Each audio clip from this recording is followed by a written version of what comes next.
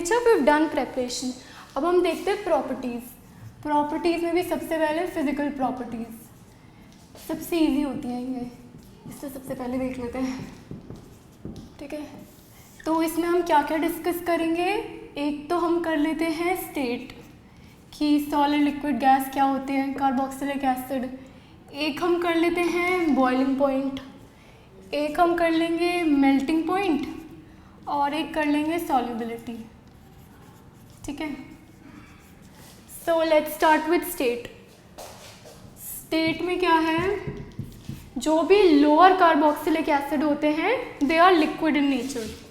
बस लोअर वाले लिक्विड है, बस हायर वाले क्या होंगे, अगर लोअर वाले लिक्विड हो गए तो हायर वाले सॉलिड, और वो भी वैक्सी सॉलिड होते हैं, और ये दोनों जो है कलरलेस होते हैं।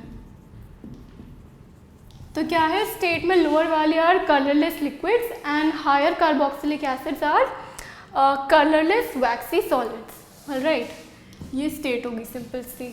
बॉइलिंग पॉइंट, बॉइलिंग पॉइंट की अगर आपको बॉइलिंग पॉइंट अगर कंपेयर करना है ना, सबसे पहले माइंड में आना चाहिए अच्छा इंटरमॉलिक्यूलर फोर्सेस ऑफ अट्रैक्शन।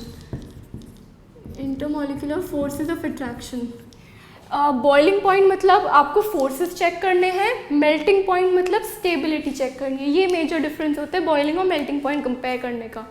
ठीक है, तो बॉइलिंग पॉइंट मतलब फोर्सेस ऑफ अट्रैक्शन। अब अगर आप एसिड में देखो तो इसमें जो एक्सटेंट ऑफ हाइड्रोजन बॉन्ड होगा वो तो in comparison to alcohol, aldehyde, ketone, alkenes किसी से भी सबसे ज़्यादा होगा। क्यों? क्योंकि यहाँ पे एक तो एक कार्बोनाइल कंपाउंड है ही, ऐसे बना लेते हैं, एक तो कार्बोनाइल कंपाउंड है ही, उसके अलावा OH और है। अल्कोहल में तो सिर्फ OH होता है, यहाँ पे कार्बोनाइल भी है, तो इनके बीच में जो हाइड्रोजन बॉन्डिंग होगी वो बहुत ज़्यादा होगी। तो इसीलिए boiling point of any carboxylic acid is much higher than, यहाँ पे ऑर्डर ही लिख लेते हैं, कार्बोक्सिलिक एसिड का सबसे ज़्यादा होता है, फिर अल्कोहल का होता है, फिर एल्डिहाइड या कीटोन, फिर आपके वही एल्केन्स वगैरह। ठीक है, तो इनका बहुत ज़्यादा स्ट्रॉन्ग हाइड्रोजन बॉन्ड होता है, इंटरमॉलिक्यूलर हाइड्रोजन बॉन्ड, इस वजह से बॉइलिंग पॉइंट बहुत हाई होता है। इनफैक्ट आप जब भी हाइड्रोजन बॉन्ड की बात करते हो you talk it in the aqueous state, right, हम पानी में बात करते हैं, बट इनके बीच में इतना ज़्यादा होता है कि this exist even in vapour state. तो वेपर स्टेट में भी यहाँ पे जो एसिटिक एसिड है ये एज अ डाइमर एग्जिस्ट करता है, वेपर या फिर एप्रोटिक सॉल्वेंट, एप्रोटिक सॉल्वेंट या फिर वेपर फेज में भी ये एज अ डाइमर एग्जिस्ट करता है, even though this is not an aqueous form, vapour में ही ऐसे कर रहा है। तो इससे तो ये क्लियर हो गया कि इसके बीच में जो हाइड्रोजन बॉन्डिंग है वो बहुत स्ट्रांग होती है, मतलब इसका जो बॉइलिंग पॉइंट है वो तो काफ़ी हाई होता है। ऑर्डर हमने देख ही लिया। ठीक है, अब हम थर्ड बात करते हैं मेल्टिंग पॉइंट की। मेल्टिंग पॉइंट मतलब स्टेबिलिटी। तो अगर हम कंपेयर करें अमंग द कार्बोक्सिलिक एसिड तो ऐसा देखा गया है कि जो इवन नंबर के जो चेन होती है, मतलब जैसे अगर आप कंपेयर करो butanoic acid which is a 4 carbon chain carboxylic acid versus एक आप करो pentanoic acid which is a 5 carbon chain, तो इन दोनों में अगर आप मेल्टिंग पॉइंट कंपेयर करोगे तो 4 का मेल्टिंग पॉइंट हायर होगा। क्यों? क्योंकि that has even number of carbon atoms. Even number of carbon atoms से क्या होता है, उनके बीच में पैकिंग जो है वो ज़्यादा एफिशिएंट हो जाती है। लिख लेते हैं एफिशिएंट पैकिंग, राइट। तो 4 का 5 से ज़्यादा हो जाएगा, ऐसे ही 6 का भी 5 से ज़्यादा हो जाएगा, 7 का कम होगा 6 से। तो मतलब इवन नंबर की क्योंकि पैकिंग अच्छी है इसलिए वो ऑड नंबर से ज़्यादा स्टेबल है, इसीलिए उसका मेल्टिंग पॉइंट हायर है। ऑलराइट, तो ये हमने बात कर ली मेल्टिंग पॉइंट की। अब हम बात करते हैं सॉल्युबिलिटी की। तो सॉल्युबिलिटी में जितने भी आपके लोअर कार्बोक्सिलिक एसिड्स हैं they form hydrogen bonding with water, तो इसलिए लोअर वाले तो आर सॉल्युबल। क्यों? क्योंकि हाइड्रोजन बॉन्डिंग उन्होंने आराम से बना ली पानी के मॉलिक्यूल्स के साथ। पर जो हायर वाले हैं उनमें जो कार्बन वाला जो पार्ट है वो इतना ज़्यादा बड़ा हो जाता है, जो हाइड्रोफोबिक कार्बन पार्ट है वो इतना बड़ा हो जाता है कि वो स्टेरिक हिंड्रेंस देने लगता है, तो इसीलिए वो तो इनसॉल्युबल होता है। क्यों? क्योंकि स्टेरिक हिंड्रेंस हो जाता है। ये चीज़ तो हमने एल्डिहाइड्स कीटोन्स में भी देखी थी कि हायर वाले तो सॉल्युबल नहीं होते क्योंकि बहुत बड़ी कार्बन चेन हो गई, मतलब बहुत बड़ा हाइड्रोफोबिक पार्ट हो गया। इसका मतलब कि अब वो छोटे छोटे H2O के मॉलिक्यूल्स के साथ तो नहीं कंबाइन करेगा, यानी उसकी स्टेरिक हिंड्रेंस हाई है, it won't be soluble. Lower वाले क्योंकि हाइड्रोजन बॉन्डिंग बना सकते हैं पानी के साथ, इसलिए दे आर सॉल्युबल।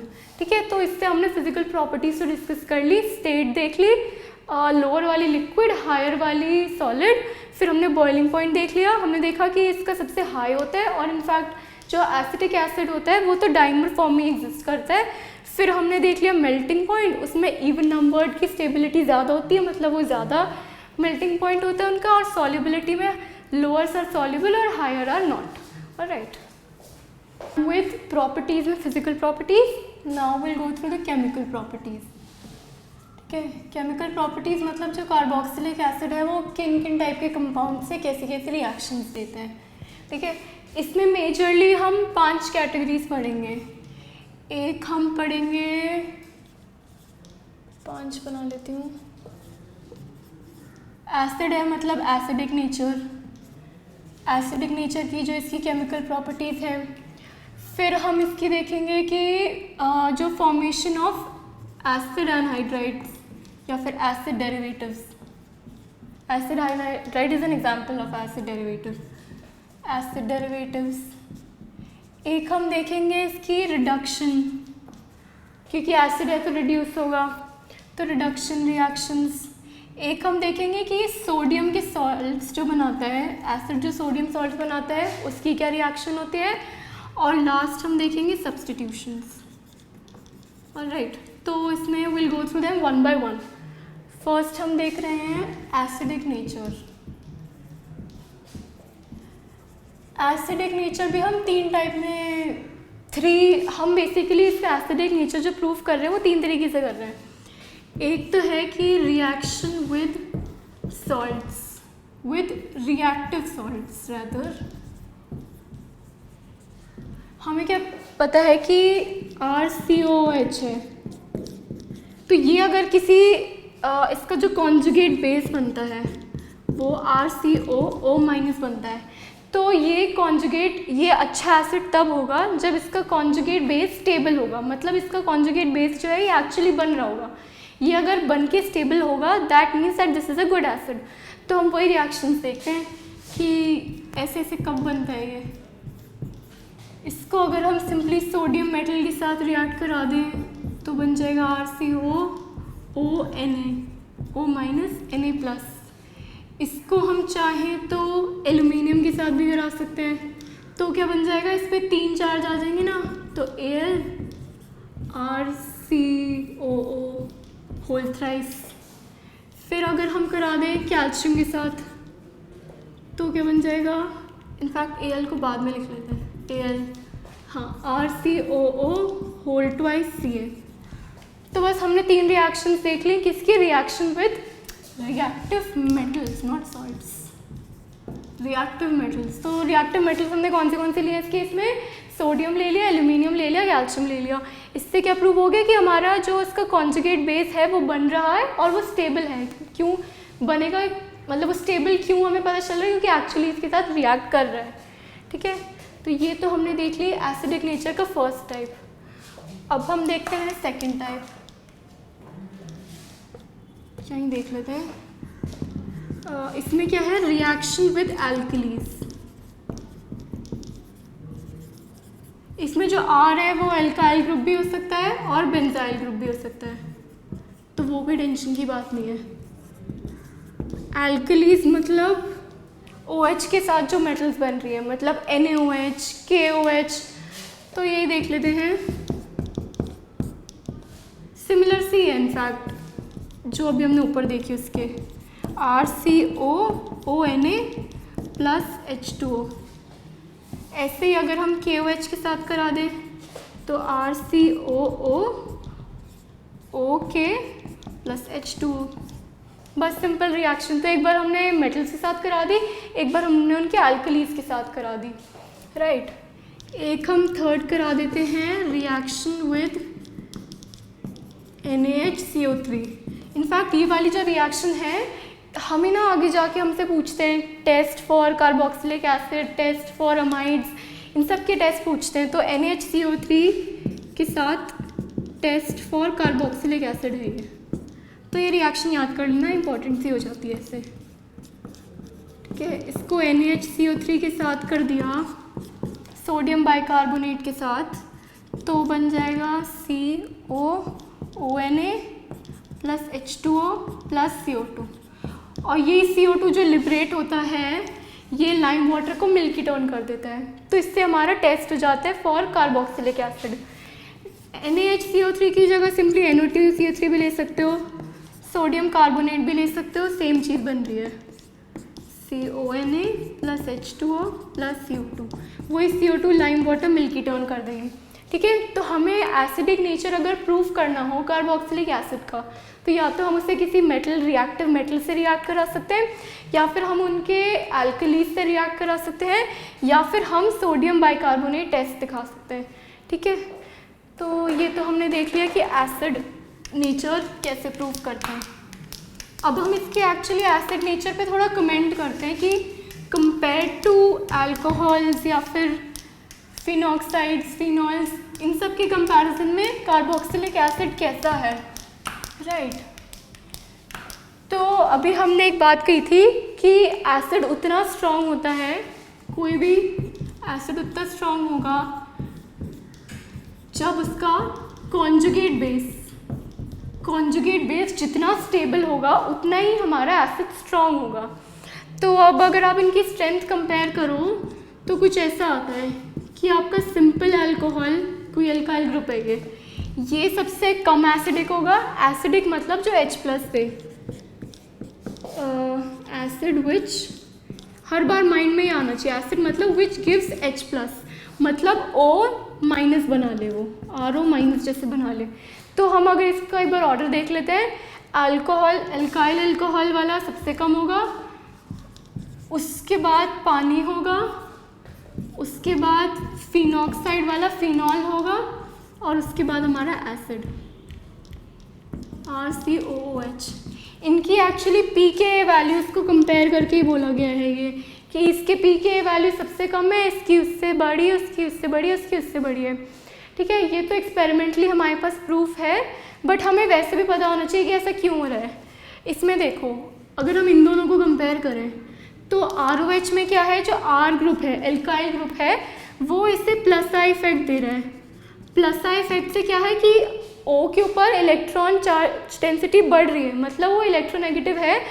तो जिससे ROH और HOH, यहाँ पे क्या है, ये इसे अपने इलेक्ट्रॉन्स दे रहा है, तो O क्या देखेगा कि अच्छा मेरे पास R से इलेक्ट्रॉन्स आ रहे हैं, तो फिर मुझे H के इलेक्ट्रॉन्स छीनने की ज़रूरत नहीं है। H के इलेक्ट्रॉन्स नहीं छीनेगा तो फिर वो H प्लस बन के नहीं निकल पाएगा, इसलिए this is not a good acid. इसके कंपैरिजन में करें तो इसमें तो कोई इसको इलेक्ट्रॉन डोनेट नहीं कर रहा, राइट। इसमें तो कोई प्लस का इफेक्ट जा ही नहीं रहा।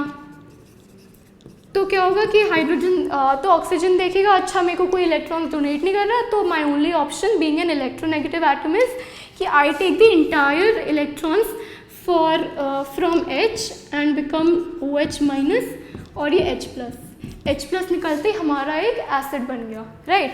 तो हमें बेसिकली एसिड स्ट्रेंथ में यही कंपेयर करना होता है कि कौन सा जो O है वो सबसे इजीली H प्लस निकाल रहे हैं। मतलब जितने भी जैसे प्लस आई इफेक्ट जितने भी ग्रुप्स देंगे वो क्या करेंगे, उसको पहले ही सेटिस्फाई कर देंगे, पहले ही उसको खुश कर देंगे इलेक्ट्रॉन्स देकर, तो फिर वो H के इलेक्ट्रॉन्स नहीं खींचेगा तो वो उसको वीक कर देगा, तो क्या हो जाएगा वीक एसिड। और जितने भी माइनस आई इफेक्ट वाले, मतलब जितने इलेक्ट्रॉन्स खींच लेंगे O की तरफ से, तो O क्या करेगा, अच्छा मेरे इलेक्ट्रॉन्स चलेगा, now I have to take the electrons from H से इलेक्ट्रॉन ले लेगा, O माइनस बन जाएगा और H प्लस निकल जाएगा। H प्लस निकल गया मतलब स्ट्रॉन्ग एसिड। तो माइनस आई इफेक्ट वाले स्ट्रॉन्ग एसिड बनाते हैं, ठीक है। तो इस हमने इन दोनों में तो कंपेयर कर लिया क्योंकि इसमें प्लस आई इफेक्ट ज़्यादा है, इसलिए ये वीक एसिड हुआ, ये स्ट्रॉन्ग हुआ। इन दोनों में कंपेयर करें तो इनका एक्चुअली अब वो बनाओ कॉन्जुगेट बेस। इसका conjugate base is OH minus, इसका conjugate base is phenoxide, right. Phenoxide और इसमें देखो तो this is more stable, this is much more stable. तो क्या होगा, क्योंकि इसका कॉन्जुगेट बेस ज़्यादा स्टेबल है, क्योंकि इसके बहुत सारे रेजोनेटिंग स्ट्रक्चर है, विल जस्ट मेक दोस, इसके बहुत सारे रेजोनेटिंग स्ट्रक्चर्स हैं, इसलिए कॉन्जुगेट बेस स्टेबल हो गया, इसलिए this is a stronger acid. फिर हम देखेंगे इसमें इन दोनों का इनफैक्ट केस कंपेयर करते हैं, क्योंकि हम जो कह रहे हैं ना कि रेजोनेटिंग स्ट्रक्चर ज़्यादा हैं उसमें, इसका मतलब तो वो ज़्यादा स्ट्रॉन्ग एसिड होना चाहिए, तो इसलिए हम कंपेयर करते हैं। हमें ये तो क्लियर हो गया कि ROH इज़ द वीकेस्ट, फिर पानी है H2O, उसके बाद फिनॉक्साइड और कार्बोक्सिलिक है। अब हम फिनॉक्साइड और कार्बोक्सिलेट आयन को कंपेयर करते हैं। ये O माइनस है, इसका अगर आप रेजोनेटिंग स्ट्रक्चर बनाओगे तो बस एक और ही बनेगा, राइट। तो मतलब इसके दो रेजोनेटिंग स्ट्रक्चर्स बन गए, ये ऐसे आ गया, ये ऐसे चला गया, ठीक है। तो इसके तो दो रेजोनेटिंग स्ट्रक्चर, इसके देखोगे तो एक तो होगा ये वाला, एक होगा ये वाला, और इसके अलावा ये जो O माइनस इधर चला जाता है, रिंग में आ जाता है, O यहाँ पे डबल बॉन्ड आ गया, यहाँ माइनस आ गया, यहाँ ये ऐसे, ये ऐसे बन गया। तो यही चीज़ एक बार यहाँ आ जाती है, एक बार यहाँ आ जाती है, एक बार यहाँ आ जाती है। तो इसमें तो हम देख रहे हैं कि इसकी number of resonating structures are more. इसमें ये 3 + 2 5 रेजोनेटिंग है और इसमें सिर्फ 2 रेजोनेटिंग है।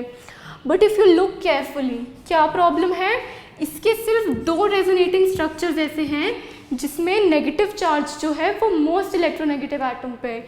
मोस्ट इलेक्ट्रोनेगेटिव मतलब O एटम। और इसमें देखो, इसके भले ही 2 रेजोनेटिंग स्ट्रक्चर्स हैं, पर इसके जितने भी रेजोनेटिंग स्ट्रक्चर्स हुए सब में जो नेगेटिव चार्ज है वो O पर है, यानी सबसे इलेक्ट्रोनेगेटिव पे है। तो अगर आप स्टेबिलिटी कंपेयर करो तो जो भी आपका नेगेटिव चार्ज होता है वो हमेशा इलेक्ट्रोनेगेटिव, सबसे इलेक्ट्रोनेगेटिव पे आना चाहिए। इसमें देखेंगे तो मैक्सिमम स्ट्रक्चर्स पे तो ये कार्बन पे आ रहा है, कार्बन तो इलेक्ट्रोपॉजिटिव है इन कंपैरिजन, इसीलिए this is more stable, this is more stable. इसीलिए इसका जो एसिड होता है, इस कॉन्जुगेट बेस का एसिड, दैट इज स्ट्रॉन्गर। क्यों, एक बार फिर से रिपीट कर लेते हैं, क्योंकि इसमें जो है इसके 2 स्ट्रक्चर्स है भले ही, बट दोनों पे जो नेगेटिव चार्ज है वो O पर है। और इसमें देखेंगे 5 स्ट्रक्चर्स होते हुए भी सिर्फ 2 पर नेगेटिव चार्ज O पर है, बाकी 3 में कार्बन पर है। कार्बन इलेक्ट्रोपॉजिटिव है, वो स्टेबल स्ट्रक्चर नहीं देगा, इसीलिए ये वाला ज़्यादा स्टेबल हो गया, इसीलिए this is a stronger acid. तो हमारा ऑर्डर क्या हो गया, ROH, HOH, PHOH और एसिड, राइट। अब हम श्योर है हमारे ऑर्डर क्यों आता है, ऑलराइट। अब देखते हैं कि ग्रुप्स, हमारे जो एसिड पे आप ग्रुप्स लगा देते हो उनसे क्या फ़र्क पड़ता है। वैसे ये चीज़ हम ऑलरेडी देख चुके हैं कि अगर प्लस आई इफेक्ट वाला कोई ग्रुप लगा दिया है तो वो हमारे एसिड को वीक कर देगा, और अगर माइनस आई इफेक्ट वाला हमने लगा दिया है तो वो एसिड को स्ट्रॉन्ग कर देगा। तो ग्रुप्स के रिस्पेक्ट में देखते हैं, सबसे इंक्रीजिंग नहीं डिक्रीजिंग ऑर्डर देखते हैं ऑफ एसिडिक स्ट्रेंथ, राइट। ये हमारा कोई भी ग्रुप लगा दो यहाँ पे, COH। तो इसमें अगर आपने सबसे ज़्यादा जो माइनस आई इफेक्ट आपको देगा वो CF3 देगा, फिर NO2, फिर CN, फिर F, फिर ये सारे हैलोजेंस आ जाएंगे, क्लोरीन, ब्रोमीन, आयोडीन, और फिर लास्ट में आपकी बेंजीन रिंग। तो ये ऑर्डर है decreasing order of acidic strength. अगर आपने इसको जैसे यहाँ पे आपने CF3 लगा दिया तो ये एक बहुत स्ट्रॉन्ग एसिड बन जाएगा। क्यों, क्योंकि ये माइनस आई इफेक्ट एक्सर्ट कर रहे हैं। मतलब क्या है कि इससे कार्बन से ऑलरेडी कार्बन का क्या काम होता है कि वो अपने electrons they, but minus I effect करने की वजह से वो कार्बन से इलेक्ट्रॉन्स ले लेगा, तो ऑक्सीजन के पास भी इलेक्ट्रॉन्स नहीं जाएंगे, तो ऑक्सीजन क्या देखेगा, मुझे अब हाइड्रोजन से ही लेने पड़ेंगे, तो O माइनस बनाने का और H प्लस बना लेगा। और अगर आप बात करो I की या फिर pH की, तो क्या करेगा, ये अपने इलेक्ट्रॉन्स डोनेट करता है। इसने अपने अगर इलेक्ट्रॉन्स डोनेट कर दिए तो फिर तो ऑक्सीजन कहेगा मेरे पास इलेक्ट्रॉन्स ऑलरेडी आ गए, I don't need to kick out hydrogen, इसलिए वो एक वीक एसिड हो जाएगा। तो हमने देख लिया कि विद रिस्पेक्ट टू ग्रुप्स हमारा ये ऑर्डर रहता है, ये एक बार माइंड में रहना चाहिए आपके, ठीक है। CF3, NO2, साइनाइड, फिर सारे हैलोजेंस और फिर pH, तो ये decreasing order of acidic strength हो गया। तो इससे हमने पूरा एसिड का तो टॉपिक कंप्लीट कर लिया।